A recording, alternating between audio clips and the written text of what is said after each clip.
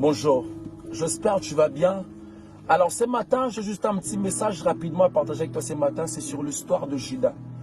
Judas, il a vendu Jésus, on lui a donné l'argent. Et puis après, je me disais que voilà, Judas maintenant, il sera très heureux, il sera maintenant riche.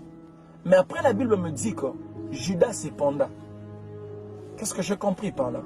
La Bible voulait aussi nous faire comprendre que tu ne gagnes rien du tout en faisant du mal à ton frère. Cette feuille que vous voyez, ça ressemble à un cœur. Si je prends cette feuille, je la froisse et j'essaie de le remettre comme avant, cette feuille ne sera plus comme avant. Pourquoi? Tu vas remarquer le signe. C'est la même chose quand tu blesses quelqu'un, tu blesses son cœur.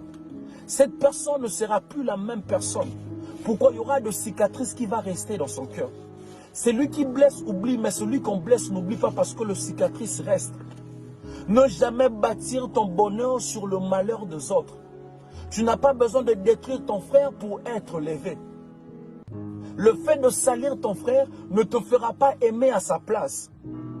Le mal que tu fais aux autres aujourd'hui, un jour ça va te rattraper. Même si ça ne te rattrape pas, mais ça va rattraper même tes enfants. C'est ce qu'on appelle le karma. Si vous ne pouvez pas porter la joie dans la vie d'une personne, ne soyez non plus la raison de ses larmes. J'aime cette phrase qui dit, même si vous êtes temporaire dans la vie d'une personne, laissez toujours de bons souvenirs. Avant de faire du mal à quelqu'un, mets-toi toujours à sa place. Pense à ses enfants, pense à sa famille. Si c'était toi, qu'est-ce que tu allais ressentir? Comment tu allais ressentir? Le mal que tu fais ton frère en cachette, tu le paieras en public. Tu ne gagnes rien du tout en faisant du mal à ton frère. Ne blesse jamais quelqu'un qui t'a aidé dans la vie. Quelqu'un qui était là pour toi quand personne d'autre était là. Sois toujours reconnaissant, peu importe. Personne n'est parfait. On a tous des défauts. Mais il faut toujours voir le bon côté des gens. Ne jamais se focaliser toujours dans le mauvais côté des gens, non. Ne blesse jamais quelqu'un qui t'aime de tout son cœur. De peur de regretter un jour de ne pas retrouver la même personne pour la deuxième fois. Ne blesse jamais un enfant de Dieu. C'est très dangereux d'être la cause de larmes d'un enfant de Dieu. Il y a des gens dans la vie qu'on ne touche pas, de peur que la malédiction soit sur toi. Dieu dit à Abraham, je maudirai tout celui qui te maudira. Il y a des gens dans la vie qu'on ne touche pas. Le diable a tout touché de Job, mais il ne pouvait pas toucher à son âme, parce que l'âme de Job était la grâce.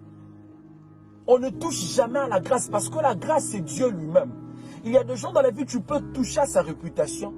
Tu peux salir sa réputation. Tu peux dire n'importe quoi sur son nom, mais tu ne toucheras jamais à sa grâce. Parce qu'il y a des gens dans la vie qui sont appelés à aller loin, peu importe ce que les gens diront. Détester un enfant de Dieu ne lui empêchera pas de réussir. Parce que la grâce de Dieu est sur lui. On ne touche pas à la grâce. Il y a des gens dans la vie, tu perds ton temps de lui détester. Parce que peu importe ta jalousie, cette personne réussira toujours. Parce que là, la grâce de Dieu sur lui. C'est juste ça le petit message que j'allais partager avec toi.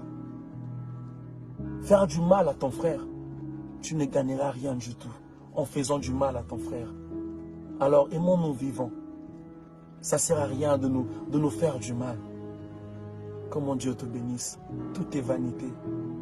Que mon Dieu te bénisse. C'était juste ça le petit message que j'allais partager avec toi. Merci beaucoup.